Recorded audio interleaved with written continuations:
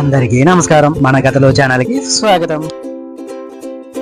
మనం చెప్పుకోబోయే కథలు విక్రమ బేతాళ కథలు. విక్రమార్కరాజు ఒక సాధువు కోరిక మేరకు బేతాళుని బంధించడానికి విక్రమ బేతాళ కథలు భారతీయ జానపద కథలు. ఇవి రాజా విక్రమార్క మరియు బేతాళుడు మధ్య జరిగే సంభాషణలు. ఈ కథలలో విక్రమార్కుడు బేతాళుని పట్టుకోవడానికి ప్రయత్నిస్తుంటాడు. కానీ బేతాళుడు ప్రతిసారి ఒక కథను చెప్పి దానిపై ప్రశ్నలు సంధిస్తాడు. అయితే బేతాళుడు రాజుకి ఒక షరత్తు పెడతాడు. తనను తీసుకుని వెళ్లేటప్పుడు రాజు మౌనంగానే గమ్యస్థానం చేరాలి, ఎక్కడా మాట్లాడకూడదు. అదే సమయంలో సమాధానం తెలిసి చెప్పకపోయినా రాజు తల 1000 ముక్కలు అవుతుందని చెబుతుంది బేతాళుడు. ఆ విధంగా బేతాళుడు విక్రమార్కుడి తెలివితేటను పరీక్షిస్తాడు. ఈ కథలలో ఒక నైతికతతో కూడిన తాత్విక ప్రశ్నలు ఉంటాయి. ఈ కథలు నీతిని, ధర్మాన్ని, వివేకాన్ని బోధిస్తాయి. మరి ఆలస్యం చేయకుండా ఈ రోజు బేతాళ కథలోకి వెళ్ళిపోదామా?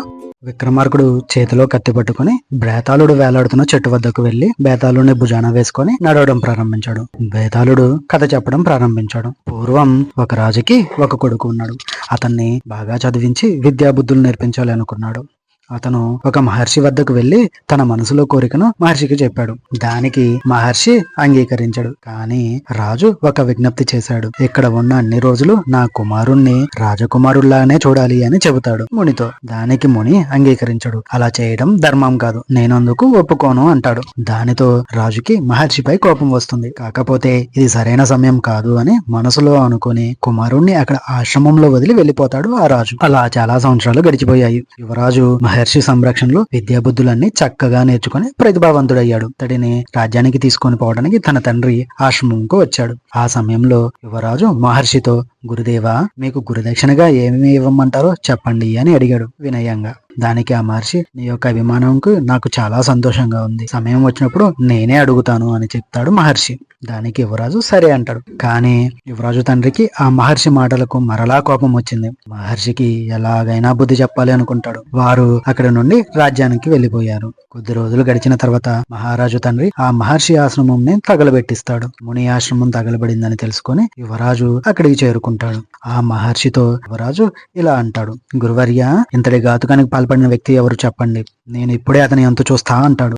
బేతాళుడు, రాజా, కథ ఇక్కడితో అయిపోయింది. ఇప్పుడు నేను నిన్ను ఒక ప్రశ్న అడుగుతాను. ఋషి యువరాజుకి ఏమని సమాధానం చెప్పి ఉంటాడని అడిగాడు. దానికి విక్రమార్కుడు, ఋషి యువరాజును సమయం వచ్చినప్పుడు నేను ఒక కోరిక అడుగుతాను అన్నాడు కదా, ఆ కోరికను ఈ రోజున అడుగుతాడు. ఇది చేసింది మీ తండ్రి గారు, కానీ నువ్వు తనని ఏమీ చేయవద్దు, అతడిని క్షమించు, ఇది నా కోరిక అని అడుగుతాడు అని చెప్పాడు విక్రమార్కుడు. దానికి బేతాళుడు, భలా రాజా, సరైన సమాధానం చెప్పావు అని గాలిలో ఎగిరి మరలా చెట్టుపైకి చేరాడు. బేతాళుడు చెట్టుపై కూర్చొని, రాజా, నీ తెలివి ఏమో, కానీ నీవు మౌనభంగం చేశావు కాబట్టి నేను నీ దగ్గర నుంచి ఎగిరిపోయాను. కానీ రాజా, ఆ మహర్షి ఆ విధంగా ఎందుకు చెప్పాడు అని అడిగాడు బేతాళుడు. దానికి విక్రమార్కుడు, అతడు ఒక గొప్ప ఋషి, అతడికి విద్యాబుద్ధులు నేర్పడంతో పాటు క్షమాగుణం కూడా తెలుసు. అదిగాక ఆ యువరాజు తన శిష్యుడికి క్షమాగుణం నేర్పడం ద్వారా భవిష్యత్తులో తన ద్వారా మంచి పాలన అందిస్తాడు. ఆ విధంగా ఆ మహర్షి తన కష్టకాలంలో కూడా తన గురుధర్మం వీడలేదు, గురువులకు ఆదర్శంగా నిలిచాడు అని సమాధానం ఇచ్చాడు విక్రమార్కుడు. దానికి బేతాళుడు, రాజా, నీ సమాధానం నాకు సంతృప్తినిచ్చింది, మరలా నన్ను తీసుకొని పో, నేను ఇంకొక కథ చెప్తాను అని చెప్పాడు.